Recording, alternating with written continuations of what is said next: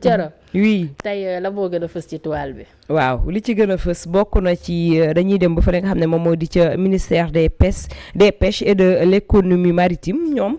ginnaaw bi nga xamee ni kii di Tayyip Erdogan di ki nga xam ne moom moo di président bu Turquie ñëw na ci li nga xam ne nii moom moo di rek bi ñuy inauguré stade bu mag boobu di stade Maître Abdoulaye Wade moom Tayyip Erdogan dafa rek daal di dem ca ministère des comme ni ñu ko waxee des pêches et de l'économie maritime ngir ñu signé fa ab accord boobu nag ñi nga xam ne ñoom ñoo di sénégalais yi ni ñu ko jëlee dafa rek daal di nag tukkee nee nañ ci ab porox ndoll boo xam ne ñoom nguur gi daal nañ koy jagleel ñi nga xam ne ñoom ñoo di waa Turquie ngir daal leen di jagleel ab kii bu yaatu ci li nga xam ne nii rek moom moo aju ci wàllu accord de pêche boo xam ne nii ñoom dina fekk ci li nga xam ne nii rek moom mooy accord de pêche boo xam ne nii da ngay daal di gis ne dañ leen di jagleel. waxuma loolu léegi ñun top live bi. mu mel ni rek dañ leen a jagleel ab accord de pêche boo xam ne nii moom la ñu signé foofee ca ministère ba lu ci mel ni ñi nga xam ne ñoom ñoo di nag internautes yi daat nañuy jëlool en masse nee nañu daal dañu ko amal porox ndollu nee nañ lu ni mel dañoo bëgg profiter ci li nga xam ne ni moom moo di ci Sénégal ak fête bi ñu nekkoon ci stade bu mag boobu ñu doon inauguré pour daal di joxewaat suñu géej gi noonu lañu ko jàngatee donte ne étalé wuñu li nga xam ne ni moom la ñu wax ak ki nga xam ne ni moom moo di Erdogan ba signature jóg fi parce que gis nañu ko def nañu daal table ñaga ca toog ministre bi ak président Erdogan ñaga jàkkaarloo ku ci nekk yaa ngay signé photo yi génn na mi ngi ci page Facebook bu ministère boobee ba tax na ñi nga xam ne ñoom ñoo di internautes yi ci loolu daal lañu jublu ngir ñu daal di leen di firndeel lan moo indi boobule accord ak lan la ñu signé ndaxte nee nañ boo dee xool suñu géej gi dafa am problème boobu ak léegi mi ngi yàgg lool te jamono jii nee nañ boo dee xool jën bokk na ci loo xam ne nii suñu dund la te ba am nañ géej gu baax goo xam ne nii mën nañ koy jëfandikoo à chaque fois mais depuis que accord yi mi ngi bari suñu mool yi déjà am nañu problème pour jëfandikoo li nga xam ne moom moo di seenu liggéey ca nam waree ndax seenu gafaka actuellement dara amu ca ndax accord de pêche yi nga xam ne nii daf leen di utal ay limites yoo xam ne mënatuñoo dem ca géej gi jëfandikoo te ñu ko war a jëfandikoo ba tax na internet yu ci bari ñëpp ñu ngi viser li nga xam ne ni moom moo di li jógee lu tukkee woon ci li nga xam ne ni moom moo di inauguration wu stade bi waaye ñoom dañu amal porox ndoll ñoom tam comme ni ko ministère des pêches amalee porox ndoll ngir signé boobu la accord ñoom tam amal nañu porox ndoll ngir wan ñi nga xam ne ñoom ñoo di nguur gi ne yëg nañu accord de pêche bi nga xam ne jagleel nañ ko waa Turquie comme ni ñu ko jagleeleel yeneen ci ay dëkk yoo xam ne ni tey jii ñoom ñi ngi xañ Sénégal doomu Sénégal pêcheurs yi nekk fii ngir ñu def seen liggéey ci ni mu waree ci géeju Sénégal ak li ko wër Fatima. am na solo trop ça reflète beaucoup de choses Assane. gën a siiw parce que moom lañ publier ay images mais je crois qu'il y a 5 accords qui ont été signés entre les deux pays ci visite du Erdogan mais à chaque fois qu'il y a visite d'État les gens en profitent pour signer ay accords pour négocier des accords de partenariat turc peut-être moom moo feeñ ci visite bi mais les autres aussi am na ay négociations yoo xamante ne jot na see dox en ce qui concerne secteur pêche bi je pense qu'on doit aussi encore faire attention à ce secteur-là au Sénégal parce qu'on signe beaucoup d'accords, énormément d'accords et dans la plupart des cas, les acteurs du secteur disent que ces accords arrangent le Sénégal. Et ça du ay profanes ñooy wax mais ce sont les acteurs du secteur ñi nga xam ñoom ñuy dund ci secteur boobu que ça soit les pêcheurs que ça soit ñi nga xamante ne ñooy mareyeurs que ça soit ñuy tourner autour de l'économie maritime ils disent que accords yi ñu ngi leen di lor par rapport ak liggéey bi ndaxte les puissances yi nga xam ne ñoom la ñuy signer ay accords li ñu am ci doole ñun amuñu ko mënoo méngaleeg benn bateau ak benn gaal donc déjà ça c'est problématique alors que waxuma la nag des centaines de bateaux bu ñu ñëw fii suñu mool yi pour ñu accéder li ñu waroon accéder daanaka dootul am même si ces accords là am na peut-être ci yenn domaines yi loo xamante mën nañu ci arranger mais par rapport ak pêche bi ak li ñu mujjee signer parce que li gën a doy waar moom mooy Assane, disons, essayons de faire ça comme un dessin. Yawou Dial mënul jàkkaarloog bombardier. Égal à égal. Donc ça veut dire que doole yi tollowul. te doole yi bu tollowul li ngay signé daa am noo xamante noonu nga ko war a signé. On a l'habitude de signer entre l'Afrique wala le Sénégal ak Union européenne c'est un grand n'importe quoi. Déjà le Sénégal ak France rek problème la waxtuma la ak nag Sénégal ak Union européenne et c'est ce qui se passe ak Turquie bi nga xamante ni mi ngi gën di jël place au Sénégal. On dit souvent suñu activistes yi France dégage yeneen réew mais France a ngi dégagé ndànk-ndànk mais yeneen réew yi tamit ni ñuy ñëw di jël Turquie on peut citer Chine. Maroc bii nga xamante ne mi ngi suñu wet suñu secteur bancaire daanaka lépp moom moo ko yor y a des choses yoo xamante ne war nañ ko revoir te du si benn réew yu bëri la donc c'est à nos dirigeants de prendre leur responsabilité. C'est à nos dirigeants de prendre leur responsabilité mooy li ñuy wax rek boroom cekki or waru xeex ak ki nga xam ne moo di borom baatu dina waaw borom baatu kese waru xeex borom cekki or dëgg la ba tax na dañuy desandi ba tey ci li nga xam ne ni rek moom moo tukkee ci inauguration boobu bari na loo xam ne ni internautes yi ñu ngi koy partager de partout boo dee xool ci réseaux sociaux yi bokk na ci beneen phénomène bu juddu mu di influenceur ñi ñuy woowee influenceurs yi bokk na ci ñoom ñu bari ñoo xam ne ni yoroon nañ ay carte presse nekkoon ci fi nga xam ne ni moom moo di ci stade boobu ngir couvrir événement bi lu ni mel tam bokk na ci loo xam ne ni sunu ay mbokk yoo xam ne ci tasukaayu xibaar yi këru tasukaayu xibaar yi ci lañ nekk bien avant mbir mi di commencer gis nañu sinapeurs yi ndax lu ci bari ci influenceurs yooyu bu ñu utiliser wul sinap ñu ngi utiliser Instagram wala ñu utiliser Facebook pour mën a fësal seen bopp ne ay influenceurs lañu ba tax na da nga leen gis ci ay publicité yu ñuy nekk wala sax ci seen ay page yu ñu yor ñu leen ci jébbal ay publicité ñoom ñu koy publicité ci seen page yooyu pour gën a jëmmal li ñuy wane ba tax na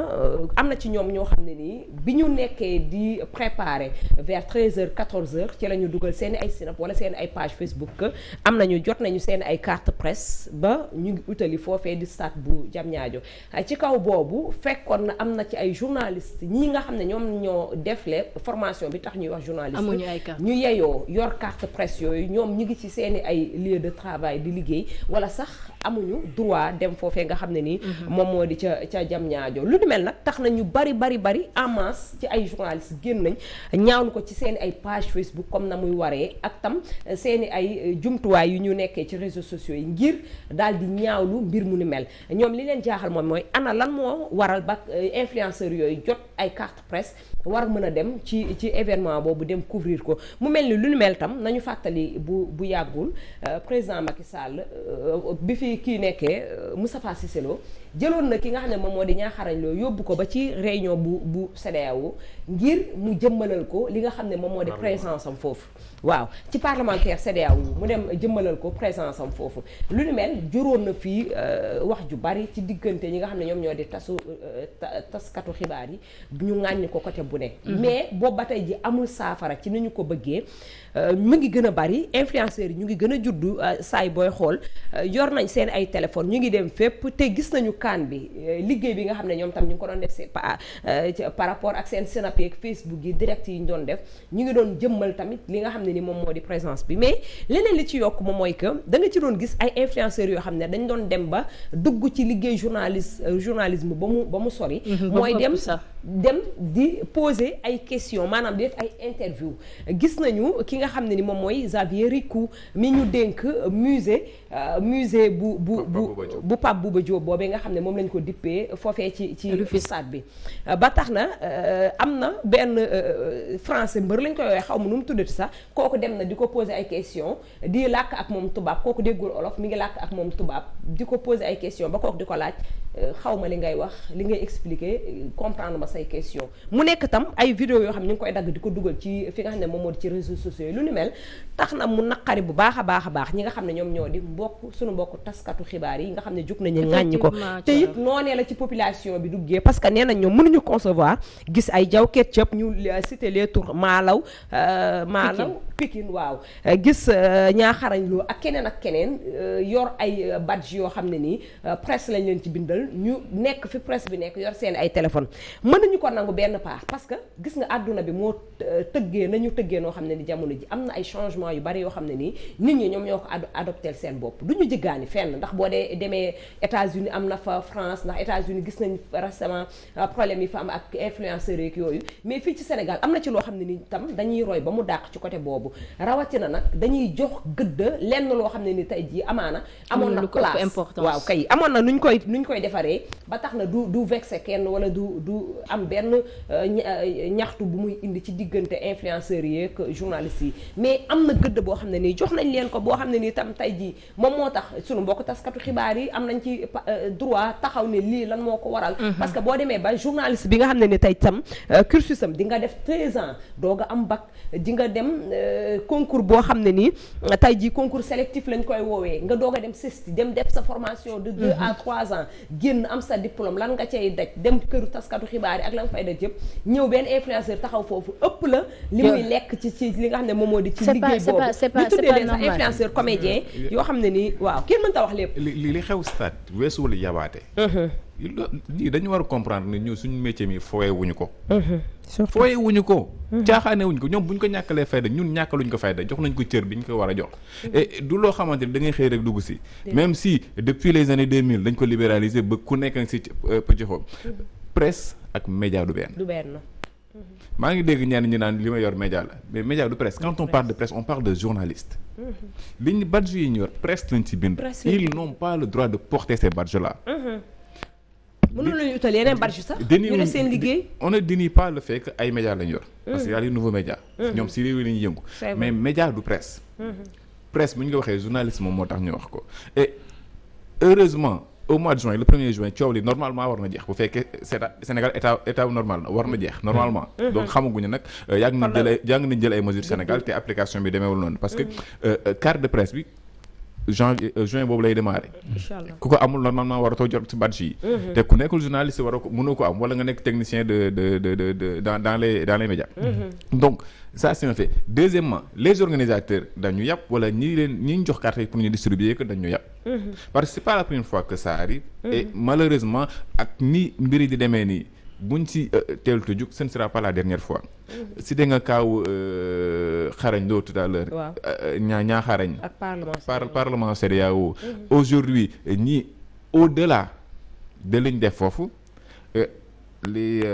interview yi ñu ci def ki mu doon interviewé il n'est pas sénégalais xamul luy Sénégal xamul ñan ñooy journaliste Sénégal yi wóoru ko sax ndax kooku journaliste la ou pas il peut penser que c'est un journaliste niveau journaliste Sénégal en Afrique xam nañ ko bokk nañ ci ñi gën a xarañ en Afrique les bokk na si li ñuy gën a tuutil donc ça c'est des choses yoo xamante ne il faut que cela cesse dafa jot ñu arrêter mbir yi sabotage de nuro kilifa yi am nañ ci part bu baax a baax part de responsabilité parce que ñoom ñi nga xam ne ñoom ñoo leen di jox parce que fan la kii badge de presse bi jógee kan moo leen ko jox tey seen link donc lañ def ñoom ñoo leen ko jox léegi nag war ñoo xàjjatle mu am xàjj ak seen ci diggante influenceur ak ñi nga xam ne tey jii ñoom ñoo yayoo yor carte presse tey jii am na luñ ci war a xàjjale bu baax a baax su fekkente ne ñoom phénomène boobu ñoom accepté nañ ko fii ci Sénégal war nañ leen a mën a may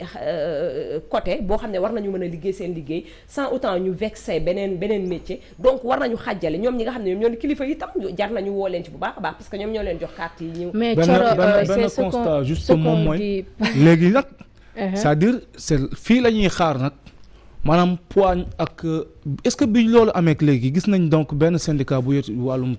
journaliste nag yu demee noonu bu def communiqué pour ñaawlu mais exemple Synpics wala waa Synpics dinañ non attends est-ce que am na est-ce que am na laa wax est-ce que ça mais dafa ils sont interpellés c'est-à-dire affaire fii mooy mbir mi fii mooy mbir mi balaa waxtu bi duñu xoj nañ ci yokk jeexalee lii rek parce que bari woon na ci lu ñu indi woon mais dañ koy dencaat rek ba mardi mën na bañ a kaju donc dañuy ñëw ci leneen li amaat foofee ci stade bi parce que stade bi moom ay mbóot yi baree fa génn donc loo xam ne kenn mënu ko romb mu di bi ñu paree ci li nga xam ne ni moom moo di ci inauguration bi bari na salte boo xam ne nii gis nañ ko ci biir stade bi maanaam douche yi ni ñu ko def bari na ci ay vidéo yoo xam ne génn nañ ko ay sénégalais yoo xam ne ñu ngi doon délirer ci ay robinet bi xoolal su ma dékk sama loxo rek da ngay dékk sa loxo mu génn tax na ñu doon bàyyi ndox mi mu doon wal parce que douche bi da nga doon gis vidéo yi après ndox bi tuuru foofu yëpp mu mel ñëw ci vestiaire yi honoré wul sunu ay kii vraiment ba pare nekk na loo xam ne nii comme yaa ngi ko doon wax sànq manque de civisme lañ ko mën a tuddee wax dëgg fa yàlla parce que tamit fu ñu mën nañuy wane suñu jukkoo mais tamit mu bañ a egg ci fenn fi parce que nit ku ne tamit amuñu droit toog di joxe ay leçons de morale loolu mën nañ ko wax mais tamit am nañu droit toog wax ak suñu mbokk sénégalais yi man de su doo mën na wax dëgg yàlla li ñu def nii du ma ko def bokk na ci li Pathé doon wax sànq dem di sànni ay xeer di def leneen ak leneen waaye mbalit bi nga xam ne gis nañ ko fa après ñu war ko nettoyer dañ ci joxoñ benn kër tasukaayu xibaar boo xam ne nii tam seen mbalit la ñoom muy journal Le Record bi nga xam ne nii nee nañu journal bi am na vidéo bu ñu jël boo xam ne nii da ngay gis journal bi mi ngi naaw de partout mu mel ni chaise yi ñu toogoon sax da nga doon gis nit ñi est-ce que du journal bi ñu tegoon kii léegi ñi ko doon filmer di wax loolu ñoom dañu demander à ce que lii communication lañ ci jublu woon wala qu'est-ce qui lan moo xewoon daal exactement ba tax waaw journal Le Record gisuñu fa beneen journal wala fa quotidien am na journal am normalement le jour ji waroon na fa nekk gisuñu ko fa yeneen journal ñu ngi fii ci Sénégal gisuñu ko fa mais mbalit bi nekkoon foofu yëpp lan moo tax mu nekk journal Le Record donc nit yi demander nañu à ce que nañu indi ay leeral ci mbir mi parce que mënuñu woon comprendre bu fekkee dañoo gagné ñoom marché boo xam ne publication boo xam ne waaw moom moo waral ñoom gën fa fës jour boobu jaaxal na nit yi ba xam ñoom lan lañ def ba gagné marché boobu ñoom war fa mën a fës noonu te ñi ci des fësuñu fa ba pare nee nañu sax ba ñu paree entretien wu stade bi ndax ñu ngi ci doon wax lu bari bari xëy na mënuñu cee yaatal parce que waxtu bi xoj nañu mais la ca tukkee lu bari ci kër googu tamit mooy këru GFM gi ñuy wax tey jii moo ëmb këru Youssou Ndour gi nga xam ne nii maison de presse la joxoñ nañ leen tam baaraam tuuma rawatina Ndiaga Ndour bi nga xam ne ni digganteem ak Wally Seck xëy na mënuñu cee xuus lu bari ba tey ji dinañ ko topp rek xibaar bi ba lu mu joxe waat incha allah fii ak mardi ñu ñëwaat ci gën ci indi ay leeral ndax waxtu bi daf ñoo mujjee xoj Fatima amoon rek mbégte teew ci plateau bi comme ni ñu koy defee ñëw tuwaal ayca am na solo trop ñi nga xam ne ñoom ñoo ñu doon seetaan